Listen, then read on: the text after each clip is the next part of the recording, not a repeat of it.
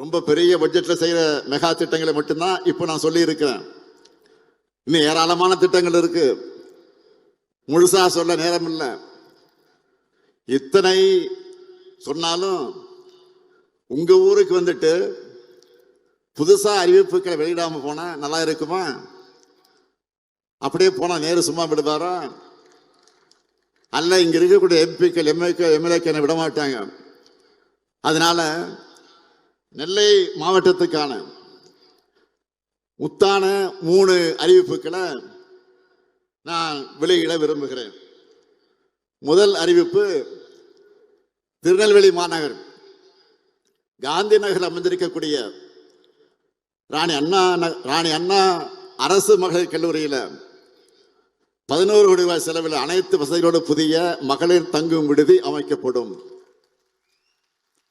இரண்டாவது அறிவிப்பு, சேரன்மாதேவி வட்டம் முக்கூடல் பாப்பாக்குடி கிராம விவசாயிகள் பயன்பெறக்கூடிய வகையில் காங்கேயன் கால்வாய் மற்றும் வெள்ளோடையை மேம்படுத்தக்கூடிய பணிகள் 4 கோடியே 1 லட்சம் ரூபாய் மதிப்பீட்டில் மேற்கொள்ளப்படும். மூன்றாவது அறிவிப்பு, நாங்குநேரி மற்றும் ராதாபுரம் வட்ட விவசாயிகளுடைய கோரிக்கை ஏற்று 5 கோடி ரூபாய் செலவில் வள்ளியூர் பெரியகுளம் மற்றும் வள்ளியூரான் கால்வாய் ஆகியவை புனரமைக்கப்படும் என்று மகிழ்ச்சியோடு தெரிவிக்கிறேன். இப்படி மக்களுக்கு தேவையானதை பார்த்து பார்த்து செய்து தரக்கூடிய மக்களாட்சியை நாம நடத்திக்கிட்டு இருக்கோம்.